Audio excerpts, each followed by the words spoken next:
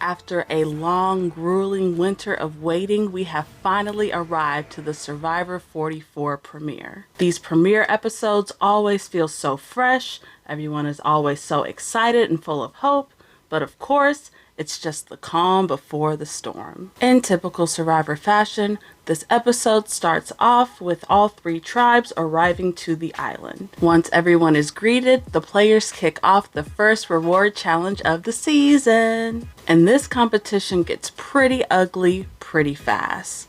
Bruce from the purple tribe immediately busts his head wide open and starts bleeding all over the competition. He takes it like a G at first and continues to play the game, but the medics do eventually have to get called in. As scary as this was to watch, I'm not gonna lie, Bruce did look pretty badass in that slow-mo, didn't he? As the episode continues to progress, we of course get to know the players a little bit more. And I gotta admit, even though they are chaotic as all hell, the purple tribe is really standing out to me. First, we have the very eccentric Carolyn, who made quite the show during the first reward challenge. Pants are holding her back. Couldn't get a full swing with it. There you go. You gotta knock it off.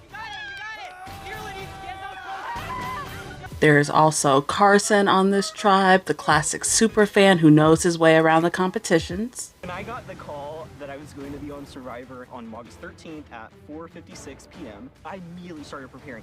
I've got like spreadsheets and spreadsheets of Survivor data that I've taken. I 3D printed a ton of puzzles. I always love watching the GameBot super fans play the game and seeing what moves they're gonna make. And of course there is Yam Yam, who is so full of optimism and charisma. I'm so excited, I can't wait to see Jeff. I can't wait to not eat, not shower, not brush my teeth, poop in the ocean, bring it! Yam Yam was already a lot of people's favorite player coming into the preseason, and I can immediately see why. Unfortunately, the purple tribe is going to run into a bit of bad luck as Bruce's head injury from before continues to worsen. The medics are called back in, and Bruce is unfortunately forced to quit the game for his safety. Damn. On night 1, too, that's gotta suck. I just feel so bad for Bruce, but there is a little bit of good news here. Apparently, Jeff actually invited Bruce to come back for season 45 since he had to leave the game so early, so we could be seeing another appearance of Bruce in the near future. The medical drama is not over yet though, because we're going to see yet another injury in the game. This time, it's Matthew from the Orange Tribe. He dislocates his shoulder after taking a nasty fall from a rock, which is just wild to me because he knew he had no damn business climbing up that rock in the first place, okay? He just does what he wants.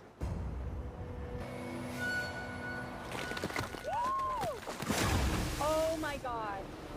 Fortunately though, Matt is able to get patched up and he is able to return safely back to the game. Another thing I absolutely loved about this premiere was the birdcage advantage. I loved how public it was, and I loved the risks involved in opening it. Brandon from the Orange Tribe is the first one in the game to discover the key, but he's not able to keep it concealed and ends up opening it in front of everyone. This is where we're going to learn that there are actually 2 immunity idols hidden in the bird cages. Thing is, only one of them is a legit idol and the other one is a fake. I absolutely loved this twist, okay? There is a long, interesting history of players making their own fake idols in the game in order to trick their opponents. And I just loved how the show embraced this notion and decided to make it an official part of gameplay. Now, Brandon's is kind of a dud since everybody knows about it, but hopefully somebody else is able to utilize this in the future. Another familiar twist returning this season is the Mystery Island twist,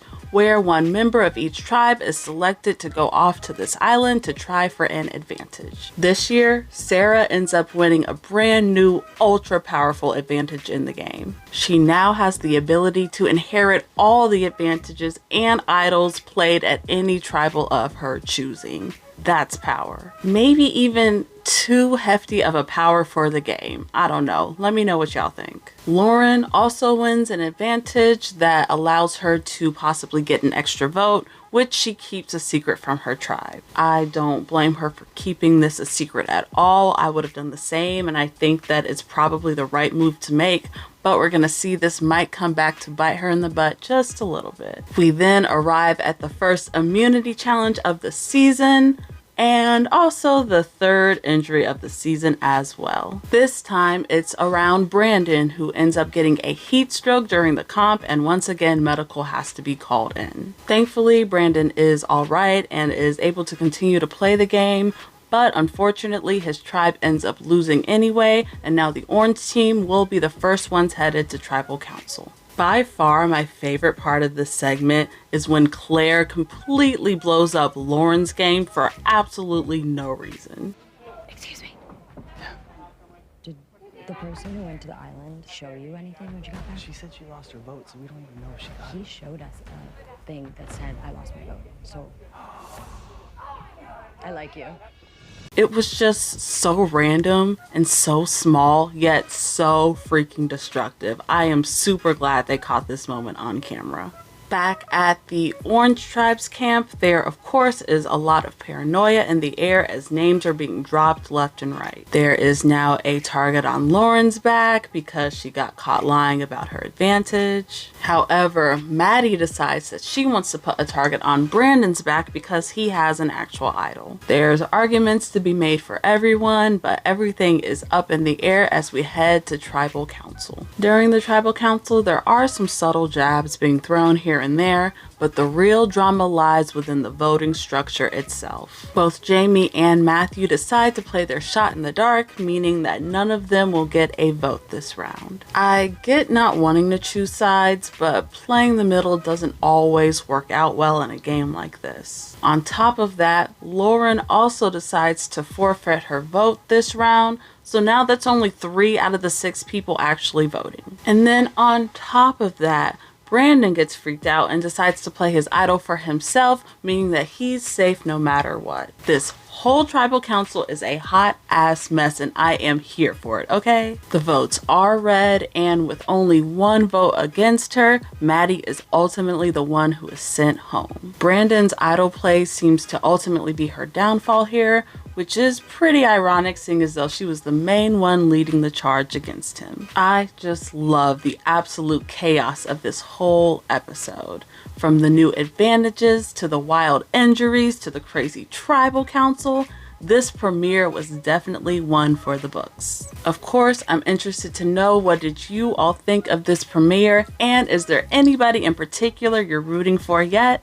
Let me know in the comments below. The Purple Tribe may be my favorite, even though they don't seem to be the strongest. They do seem to have the most charisma and the biggest personalities out there on the island, so that's who I'm going to be looking at. Overall, I'm super excited to see where this goes from here, and I'm super excited to discuss the next episode with y'all. Until next time, bye.